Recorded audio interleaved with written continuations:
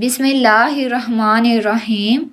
In this lecture, we are going to discuss about the Q value of nuclear reaction. Last lecture में हमने exothermic and endothermic nuclear reaction में भी Q value को देखा। हमने कहा कि Q वैल्यू हमारे पास वो अमाउंट ऑफ एनर्जी होती है जो किसी भी न्यूक्लियर रिएक्शन के दौरान रिलीज़ होती है, या उस रिएक्शन को स्टार्ट करवाने के लिए हम जो एनर्जी प्रोवाइड करते हैं उन दोनों एनर्जीज़ को, रिलीज़ होने वाली और ऑब्जर्व होने वाली एनर्जी का हम पता Q वैल्यू के बेस पे लगाते हैं। ठीक है, कि अगर तो Q वैल्यू की हमारे पास वैल्यू पॉजिटिव आ जाती थी तो हम कहते थे ये एक्सोथर्मिक रिएक्शन है, इसमें एनर्जी रिलीज़ हुई है।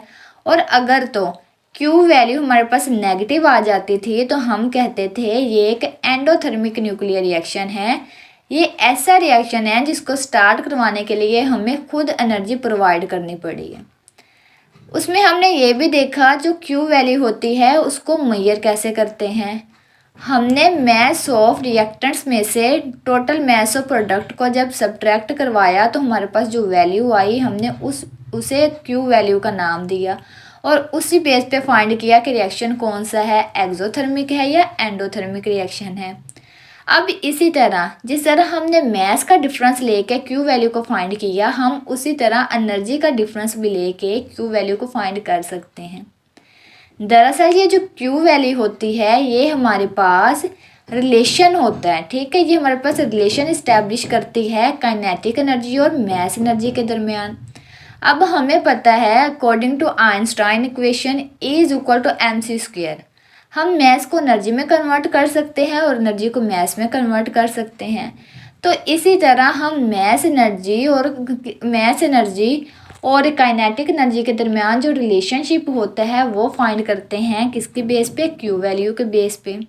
तो हम कह सकते हैं the difference between sum of kinetic energy of product and sum of kinetic energy of reactant in a nuclear reaction is called Q value of nuclear reaction। जिस तरह हमने मैसेज का डिफरेंस लेके कहा कि हमारे पास Q वैल्यू आती है एक्सोथर्मिक और एंडोथर्मिक रिएक्शन में डिस्कस किया, इसी तरह हम जब काइनेटिक एनर्जीज का डिफरेंस लेते हैं, प्रोडक्ट और रिएक्टेंट्स की काइनेटिक एनर्जी का डिफरेंस लेते हैं तो हम उसे भी क्या कहते हैं, हम उसे भी Q वैल्यू ही कहते हैं। अब Q वैल्यू में मैंने कहा कि ये हमारे पास रिलेशनशिप इस्टेब्लिश करवाती है काइनेटिक एनर्जी और मैस एनर्जी के दरमियान। ठीक हो गया, तो ये जो काइनेटिक एनर्जी और मैस एनर्जी के माबैन ये जो हमारे पास रिलेशनशिप आता है, हम इसको कैसे फाइंड करेंगे। इस इक्वेशन को फाइंड करने के लिए हम इस्तेमाल करेंगे law of conservation of mass energy और इसके साथ साथ law of conservation of momentum. इन दोनों लॉज को इस्तेमाल करते हुए हम Q वैल्यू को फाइंड करेंगे। Consider the projectile nucleus A having kinetic energy EA and mass MA is incident on rest target nucleus X। इसमें हमने क्या करना है कि हमने जो प्रोजेक्टाइल लेना है उसकी काइनेटिक एनर्जी होगी EA और उसका जो मैस होगा वो MA होगा, उसको हमने फॉल करवा देना है टारगेट न्यूक्लियस पे, that is X having mass MX। अब ये किसका मैस है, ये हमारे पास टारगेट न्यूक्लियस का है। The target nucleus X has no kinetic energy because it is at rest. हमें पता है कि जो हमारे पास मोशन होती है वो प्रोजेक्टाइल कर रहा होता है, जो टारगेट हमारा है वो रेस्ट पे पड़ा होता है। जब हम प्रोजेक्ट को फॉल करवाते हैं टारगेट के ऊपर तो जो हमारा टारगेट होता है वो रेस्ट पे होता है, तो उसके पास कोई उसकी मोशन नहीं होती, तो इसका मतलब उसकी काइनेटिक एनर्जी ज़ीरो है। तो हम ये भी कह सकते हैं कि जो हमारा टारगेट है उसका मोमेंटम भी ज़ीरो है, क्योंकि मोमेंटम प्रोडक्ट होता है मैस और वेलोसिटी का। जब वो मूव ही नहीं कर रहा, उसके पास वेलोसिटी नहीं है, तो उसका मोमेंटम भी क्या होगा, ज़ीरो होगा।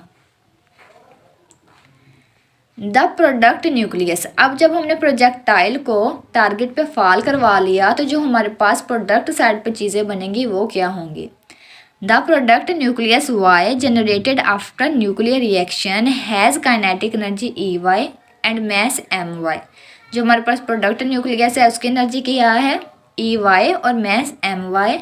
The emerging nucleus B generated after nuclear reaction has kinetic energy EB and mass MB।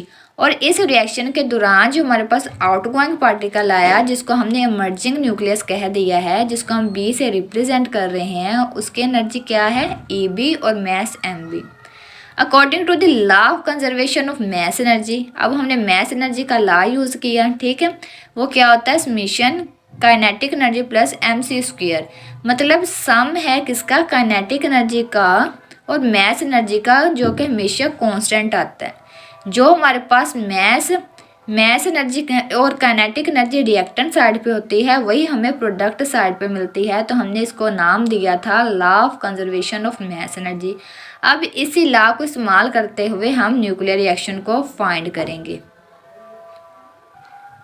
अब हम एक न्यूक्लियर रिएक्शन को कंसिडर करते हैं जिसकी हमने बात की कि हम एक लेते हैं, ए हमारे पास प्रोजेक्टाइल है, उसको फॉल करवाते हैं टारगेट एक्स पे, और जो प्रोडक्ट साइड पे हमें मिलेगा एक हमें प्रोडक्ट न्यूक्लियाई मिलेगी डेट इज़ वाई, और साथ हमें एक इमर्जिंग पार्टिकल मिलेगा डेट इज़ पी। अब हम उन सब की मैस एनर्जी और काइनेटिक एनर्जी को लिख लेते हैं। अब जो हमारे पास प्रोजेक्टाइल पार्टिकल है उसकी मैस एनर्जी को लिखेंगे MAC² प्लस EA, उसकी काइनेटिक एनर्जी को लिख देंगे, प्लस अब टारगेट के लिखेंगे MXC² प्लस 0, क्योंकि उसकी एनर्जी क्या है 0 है, टारगेट रेस्ट पे है। और हम प्रोडक्ट साइड पे लिख देंगे MYC² प्लस EY, सेम उसी तरह से उसकी काइनेटिक एनर्जी और मैस एनर्जी को लिख देंगे, साथ इमर्जिंग पार्टिकल की mass energy MB² plus EB kinetic energy आ गई। अब नेक्स्ट स्टेप में हम क्या करेंगे, सारी वैल्यूज़ को ब्रैकेट से बाहर लिख लेंगे, ठीक है, और मैस एनर्जी को एक साथ लिख लेते हैं। नेक्स्ट स्टेप में हमने क्या किया, C² को कॉमन ले लिया और ब्रैकेट में आ गया MA प्लस MC MX, और C² कॉमन आ गया रिएक्टेंट साइड पे प्लस EA, और प्रोडक्ट साइड पे क्या हुआ, वहाँ पे भी हमने C² को मैस एनर्जी में से कॉमन ले लिया और साथ उसके लिख दी kinetic energy that is EY plus EB। अब हमने क्या किया कि जो मैस थे, ठीक है, जो मैस एनर्जी थी वो सबके एक साइड पे कर लिए और जो काइनेटिक एनर्जी थी वो एक साइड पे कर ली। अब जो हमारे पास काइनेटिक एनर्जी में डिफरेंस आ रहा है EY plus EB minus EA, इसको हम कहते हैं Q वैल्यू। इसको हम क्या कहते हैं, ये हमारे पास वह है Q वैल्यू। जब हम डिफरेंस लेते हैं काइनेटिक एनर्जी ऑफ प्रोडक्ट्स में से, जब हम काइनेटिक एनर्जी ऑफ रिएक्टेंट को माइनस करवा देते हैं तो वो हमारे पास Q वैल्यू आ जाती है। और हमने पढ़ा था कि जो Q वैल्यू होती है वो किसके बराबर होती है, जब हम मैस ऑफ रिएक्टेंट में से मैस ऑफ प्रोडक्ट को माइनस करवा देते हैं तो वो हमारे पास Q वैल्यू आ जाती है। तो जब हम EY plus EB minus EA की जगह Q लिखेंगे तो उसकी दूसरी साइड पे जब देखा जाए MA plus MX into C² minus MY plus MB into C², ये हमारे पास वही बात नहीं आ गई जो हमने एंडोथर्मिक और एक्सोथर्मिक रिएक्शन में डिस्कस किया था कि जब हम डिफरेंस लें मैस ऑफ रिएक्टेंट्स का और मैस ऑफ प्रोडक्ट का तो वो हमारे पास क्या आती है, Q वैल्यू आती है। तो इसका मतलब जो Q वैल्यू है वो रिलेशनशिप देती है किनके दरमियान, काइनेटिक एनर्जी और मैस एनर्जी के दरमियान। तो Q वैल्यू किसके बराबर आ गई, the Q value of nuclear reaction is Q is equal to EY plus EB minus EA. Now, what is the Q value equation? The Q value equation is used to establish a relationship between Q value of a nuclear reaction and kinetic energy of a projectile nucleus, kinetic energy of emerging nucleus and their masses. तो हमने ये देखा कि जो Q value होती है वो किन्हीं के दरमियान रिलेशनशिप होता है, जो प्रोडक्ट साइड पे हमारे पास चीज़ें आ रही हैं उनके मैस एनर्जी और काइनेटिक एनर्जी के दरमियान, और जो रिएक्टेंट साइड पे हमारे पास आती हैं चीज़ें आती हैं उन सब की काइनेटिक एनर्जी और मैस एनर्जी के दरमियान ये क्या है, ये एक रिलेशनशिप है। अब अगेन वही कि consider a projectile nucleus A having kinetic energy EA and mass ME is incident on the target nucleus X at the rest having mass M X. अब हमें पता है टारगेट की एनर्जी क्या है, 0 होती है क्योंकि वो रेस्ट पे होता है। The projectile and target merge into a compound nucleus after reaction. अब इस बात का क्या मतलब, जब प्रोजेक्टाइल पार्टिकल को हम टारगेट पे फॉल करवाते हैं तो वो उसको ऑब्जर्व कर लेता है और चला जाता है एक्साइटेड स्टेट में, टूटने वाली स्टेट में। तो उस स्टेट में न्यूक्लियस क्या कहलाता है, कंपाउंड न्यूक्लियस कहलाता है। The compound nucleus breaks into residual nucleus Y and emerging nucleus B after an interval of 10 to raise power minus 16 second. यानी कि जो हमारा कंपाउंड होगा, कंपाउंड न्यूक्लियस होगा, वो कितने टाइम के बाद ब्रेकअप हो जाएगा, 10 to raise power minus 16 second के बाद वो ब्रेक होके हमें प्रोडक्ट साइड पे क्या देगा, एक वाई न्यूक्लियस देगा और साथ एक इमर्जिंग पार्टिकल बी प्रोवाइड करेगा। Now residual nucleus Y has kinetic energy E Y and mass M Y, where the emerging nucleus B has kinetic energy EB and mass MB. The daughter nucleus Y. अब हमें जो product side पे nucleus मिल रहा है Y, वो क्या करेगा, scatter at angle phi well emerging nucleus B get scattered at angle theta as shown in figure. इस पिक में हम देख सकते हैं, डायग्राम में देख सकते हैं कि जब हम प्रोजेक्टाइल ए को न्यूक्लियस के ऊपर फार करवाते हैं जो रेस्ट पे होता है, तो वो क्या करता है, उसको ऑब्जर्व कर लेता है और कंपाउंड न्यूक्लियस बना देता है। अब जब कंपाउंड न्यूक्लियस ब्रेकअप होगा तो जो हमारे पास दो प्रोडक्ट न्यूक्लियाई आएंगे वो उसी हॉरिजॉन्टल एक्सिस के साथ एंगल फाई बनाते हुए जो हमारे पास प्रोडक्ट न्यूक्लियस वाई होगा वो अपवर्ड डायरेक्शन में स्कैटर हो जाएगा और जो हमारे पास इमर्जिंग पार्टिकल होगा वो हॉरिजॉन्टल एक्सिस के साथ एंगल थीटा बनाते हुए डाउनवर्ड डायरेक्शन में स्कैटर हो जाएगा। Now redraw diagram in the terms of momentum vector. अब उसी डायग्राम को हम मोमेंटम की टर्म में दोबारा से ड्रा करते हैं। देखा गया कि जब प्रोजेक्टाइल, यहाँ पे हमारे पास जो प्रोजेक्टाइल है, जब वो फॉल करवाता है न्यूक्लियस पे तो वो कंपाउंड न्यूक्लियस बना देता है और फिर जब वो कंपाउंड न्यूक्लियस ब्रेकअप होता है तो वो प्रोडक्ट न्यूक्लियाई बनाता है वाई और बी। अब उन्हीं को हमने मोमेंटम की टर्म्स में शो करवाया हुआ है, that is P Y and P B. अब हमें पता है हॉरिजॉन्टल डायरेक्शन में तो मोमेंटम जो हमारे पास रिएक्टेंट साइड पे है वहाँ पे तो मोमेंटम है, लेकिन ये जो रिएक्टेंट होती हैं इनके वर्टिकल डायरेक्शन में कोई किसी किस्म का मोमेंटम नहीं होता। तो ये जो हमारे पास प्रोडक्ट न्यूक्लियाई आई पी वाई, इन्होंने क्या किया, एंगल थीटा बनाया हॉरिजॉन्टल के साथ, अपवर्ड डायरेक्शन में चले गए, ठीक है। और जो हमारा मर्जिंग पार्टिकल था वो डाउनवर्ड डायरेक्शन में एंगल थीटा बनाते हुए स्कैटर हुआ। हम क्या करेंगे, अब हम पी वाई और पी बी मोमेंटम को उनके कंपोनेंट में रिजॉल्व कर लेंगे, ठीक है। जो उसका एक्स एक्सिस पे होगा पी वाई का कंपोनेंट वो क्या होगा, पी कोस फाई, क्योंकि वो फाई एंगल बना रहा है। और जो वर्टिकल डायरेक्शन में उसका कंपोनेंट आएगा that is P Y sine phi. और इसी तरह मर्जिंग पार्टिकल जो होगा वो एंगल थीटा बना रहा है तो उसका जो हॉरिजॉन्टल एक्सिस पे होगा कंपोनेंट वो होगा पी बी कोस थीटा और जो वर्टिकल डायरेक्शन पे बनाएगा that is P Y sine theta. अब इन्हीं कंपोनेंट को यूज़ करते हुए हम मोमेंटम कंजर्वेशन का लॉ इस्तेमाल करते हुए क्यू वैल्यू इक्वेशन को ड्राइव करवाएंगे। Momentum conserved along horizontal direction. अब हॉरिजॉन्टल डायरेक्शन में मोमेंटम क्या हमारे पास आया, अब जितना भी हमने मोमेंटम लेना है सारा हॉरिजॉन्टल डायरेक्शन का लेना है, वर्टिकल की नहीं अभी बात करनी। तो हमने देखा जो हमारा प्रोजेक्टाइल होता है उसके पास मोमेंटम होता है क्योंकि वो मोशन में होता है पी ए प्लस ज़ीरो। अब ज़ीरो क्यों, क्योंकि टारगेट रेस्ट पे होता है, वो मोशन नहीं कर रहा होता तो उसकी वेलोसिटी ज़ीरो है, तो उसका मतलब उसका मोमेंटम भी ज़ीरो है क्योंकि P is equal to M V होता है। अब वी ज़ीरो है तो मोमेंटम ज़ीरो है। उसके बाद वो बराबर आ जाएगा जब हम प्रोडक्ट साइड पे जाते हैं तो वो आ जाएगा पी वाई कोस फाई, ठीक है। ये कोस फाई किसकी बात हो रही है, हॉरिजॉन्टल एक्सिस की बात हो रही है, और plus P B cos theta. ये सारे हमने जो कंपोनेंट लिए हैं ये सारे वो हैं जो हॉरिजॉन्टल डायरेक्शन में। इक्वेशन को रीअरेंज करेंगे, पी वाई कोस फाई को ए साइड पे लिख दें और P A minus P B cos theta को दूसरी साइड पे लिख दें और इसको कह दें इक्वेशन नंबर 1।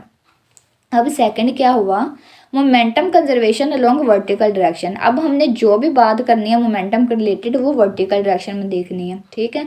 अब हॉरिजॉन्टल डायरेक्शन में रिएक्टेंट साइड पे जो प्रोजेक्टाइल और टारगेट है उसका तो क्या है, मोमेंटम ज़ीरो है, क्योंकि वर्टिकल डायरेक्शन में वो किसी किस्म का मोमेंटम नहीं दे रहा। तो इसका मतलब इनका मोमेंटम हो गया ज़ीरो। लेकिन जब हम प्रोडक्ट साइड पे जाते हैं, जो प्रोडक्ट हमारे पास आती है तो हमने उसको कंपोनेंट में रिजोल्व किया है, तो अब हम उनके वर्टिकल कंपोनेंट ले लेंगे। That is P Y cos, that is P Y sine phi minus P B sine theta. अब इसको रीअरेंज कर लें। अब फिर फाई वाली को एक साइड पे, थीटा वाली टर्म को एक साइड पे कर लें। P Y sine phi is equal to P B sine theta. इसको कह दें जी इक्वेशन नंबर 2। नेक्स्ट हमने क्या करना है, इक्वेशन नंबर 1 और 2 दोनों का स्केयर ले लेना है और दोनों को ऐड कर देना है। अब ऐड करने का तरीका क्या होता है, जो हमारे पास लेफ्ट हैंड साइड होती है उनको आपस में ऐड करवा देते हैं, और जो राइट हैंड साइड होती है उनको आपस में ऐड करवा देते हैं और उनका स्केयर ले लेंगे। अब वही बात, अब जब हमने स्केयर लिया और उसको ऐड किया तो हमने क्या देखा, P Y square cos square phi plus P Y square sine square phi is equal to P A minus P B cos theta का square plus P B square sine square theta. अब next step में हमें क्या करना है, left hand side पे P Y square को यहाँ से कॉमन ले लेना है, और जो ब्रैकेट में हमारे पास चीज़ आई that is cos square phi plus sine square phi. अब हमें पता है ये cos square phi plus sine square phi, ये हमारे पास एक मैथमेटिकल टर्म है, एक आइडेंटिटी है जो कि इक्वल होती है 1 के। तो ये तो आगे 1 के बराबर, इसका मतलब बाकी रह गए यहाँ पे पी वाई स्केयर। अब नेक्स्ट देखें, राइट हैंड साइड पे P A square P A minus P B cos theta whole का स्केयर, इसको ओपन कर लेंगे A square plus B square minus 2ab formula से। जब उसको ओपन किया तो वो आया P A square plus P B square cos का square theta minus 2pa P B cos theta plus P B square sine square theta. अब इसमें हमने क्या करना है, पी बी स्केयर वाली टर्म्स को एक साइड पे कर देना है और दूसरी को अलग कर देना है। जब हम P B square cos square theta plus P B square sine square theta को इकट्ठा कर देंगे तो यहाँ से हम पी बी स्केयर को कॉमन ले लेंगे, तो जो ब्रैकेट में हमारे पास चीज़ आई फिर वही आइडेंटिटी आ गई, कोस का square theta plus sine square theta that is equal to 1 plus P A square minus 2pa P B cos of theta. अब वो जो 1 था वो पी बी स्क्वायर के साथ मल्टीप्लाई होकर पी बी स्क्वायर मिल गया, तो हमारे पास P Y square is equal to P B square plus P A square minus 2pa P B cos theta. ये हमारे पास इक्वेशन नंबर 3 आ गई। अब हमने मोमेंटम को कैलकुलेट करना है इन टर्म्स ऑफ एनर्जी, ठीक है। अब क्योंकि जो इक्वेशन नंबर 3 है ना हमारे पास, ये मोमेंटम में आ रही है और हमने इसको किस में लेके जाना है, हमने इसको मास एनर्जी और काइनेटिक एनर्जी में लेके जाना है। तो इसलिए हम क्या करेंगे कि इसको अब काइनेटिक एनर्जी के टर्म में देखते हुए मोमेंटम के टर्म में इसके हम आंसर निकालेंगे। मोमेंटम के हम जैसे ये मोमेंटम की वैल्यूज़ को निकाल के इस इक्वेशन नंबर 3 में पुट कर देंगे। अब काइनेटिक एनर्जी हमारे पास बराबर होती है हाफ mv स्क्वायर, तो इसका मतलब एनर्जी किसके बराबर आई, 1/2 mv स्क्वायर। अब 2 को ई वाली ई के पास ले जाएं, ई के साथ जाकर मल्टीप्लाई करवा दें, that is equal to 2e is equal to mv square. Then अब क्या करना है, 2e is equal to mv square को दोनों साइड को m के साथ मल्टीप्लाई करवा देना है। अगर दोनों साइड को m से मल्टीप्लाई करवाएंगे तो इक्वेशन पे कोई फ़र्क नहीं पड़ेगा, तो ये हमारे पास हो जाएगी 2me is equal to m square v square. अब यहाँ से हमें पता है जो हमारे पास मोमेंटम होता है वो किसके बराबर होता है, p is equal to mv। अब जब दोनों साइड पे स्क्वायर है तो मोमेंटम किसके बराबर आ गया, p square is equal to m square v square. तो हम क्या कर लेंगे, जो हमारे पास p स्क्वायर की वैल्यू है, ठीक है, m का स्क्वायर v का स्क्वायर, उसको ऊपर पुट कर देंगे, 2me is equal to p कर देंगे p स्क्वायर। अब p का जब अंडर रूट हम लेंगे दोनों साइड पे तो उस p स्क्वायर का तो कटिंग हो गया, ठीक है। तो p हमारे पास किसके बराबर आया, 2me under root 2me। Next वही वैल्यूज़ को यूज़ करेंगे हम इक्वेशन नंबर 3 में, जिसमें हमने कहा p स्क्वायर किसके बराबर है, 2me और p बराबर है 2me। तो ये सारी वैल्यूज़ को हम मोमेंटम की जगह पे लिख देंगे इक्वेशन नंबर 3 पे। P Y square is equal to P B square plus P A square minus 2pa P B cos of theta. अब पी वाई स्क्वायर की जगह क्या लिख देंगे, 2my क्योंकि ये हम वाई कंपोनेंट की बात कर रहे हैं, ठीक है, हम वाई प्रोडक्ट न्यूक्लियर की बात कर रहे हैं, उससे रिलेटेड लिख देंगे is equal to 2ma plus 2mb minus 2। अब अंडर रूट में लिखेंगे 2me ए, क्योंकि जो हमारे पास पी था वो किसके बराबर है, √2m_e। तो इसका मतलब पी ए भी बराबर होगा √2m_a_e_a। और सिमिलरली हम पी बी की जगह लिख देंगे √2m_b_e_b। और हमने क्या किया, इसमें दोनों का अंडर रूट इकट्ठा कर लिया। देन ब्रैकेट से बाहर, अंडर रूट से बाहर लिखेंगे cos ऑफ थीटा। नेक्स्ट क्या होगा कि हम 2m_y_e_y equal to 2m_a_e_a plus 2m_b_e_b minus 2। अब ब्रैकेट में 2 2 ज़ा 4, 4 को मल्टीप्लाई करवा के इधर इकट्ठा कर लें, ठीक है। 2 2 4, 4m_a_e_a m_b_e_b इसका अंडर रूट ले लेंगे cos ऑफ थीटा। अब ऊपर इस पूरी इक्वेशन में से हम 2 को कॉमन ले लेंगे, ठीक है। 2 को कॉमन लेंगे तो लेफ्ट हैंड साइड से और राइट हैंड साइड के 2 क्या होगा, कैंसिल हो जाएगा। तो जो हमारे पास रिमेनिंग चीज़ बचती है क्वेश्चन नंबर 4 में वो क्या आएगी, m_y_e_y is equal to m_a_e_a plus m_b_e_b minus under root 4m_a_e_a m_b_e_b cos of theta. ये होगी हमारे पास इक्वेशन नंबर 4। अब हम नेक्स्ट क्या करेंगे,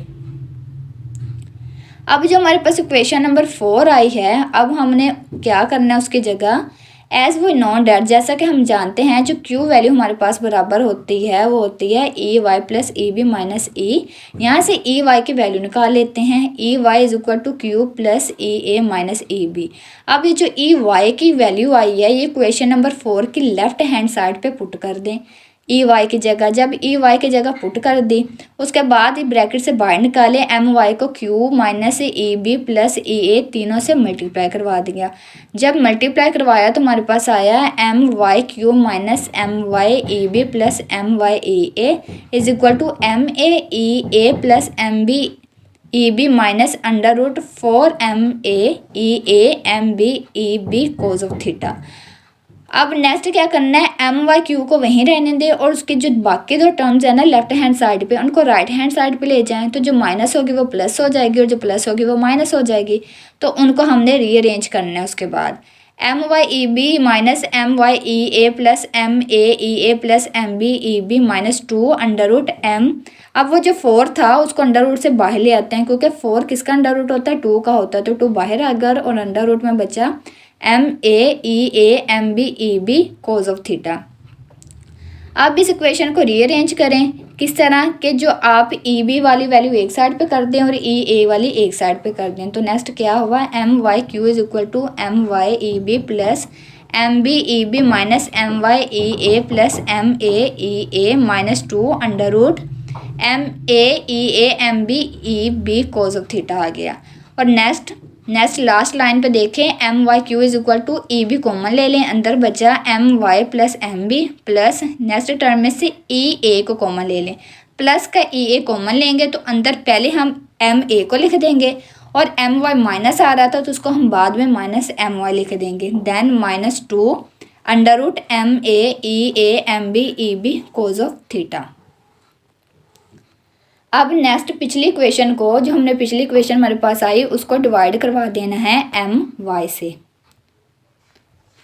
जब एम वाई से डिवाइड करवाएंगे, जब हम एम वाई से डिवाइड करवाएंगे तो तब क्या होगा, M Y Q over M Y.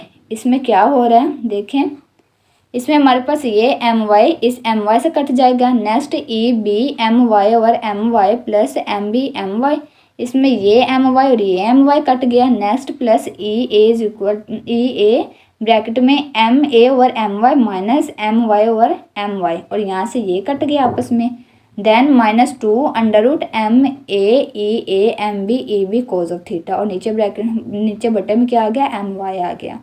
अब इन सब की क्या करेंगे, वैल्यू लिख लेंगे। अब यहाँ पे हमारे पास लेफ्ट हैंड साइड पे क्यू बचा, Q is equal to E B, उसके बाद ब्रैकेट में रह गया 1 plus M B M Y plus E A M A over M Y minus 1 minus 2 under root m_a_e_a m_b_e_b over M Y cos of theta. तो ये हमारे पास value आ गई है जिसको हम कहेंगे Q value equation of a nuclear reaction. इसकी ये जो इक्वेशन है क्यू वैल्यू इक्वेशन, ये हमारे पास रिलेशनशिप देती है मास एनर्जी और काइनेटिक एनर्जी के दरमियान। This is called the Q value equation of a nuclear reaction.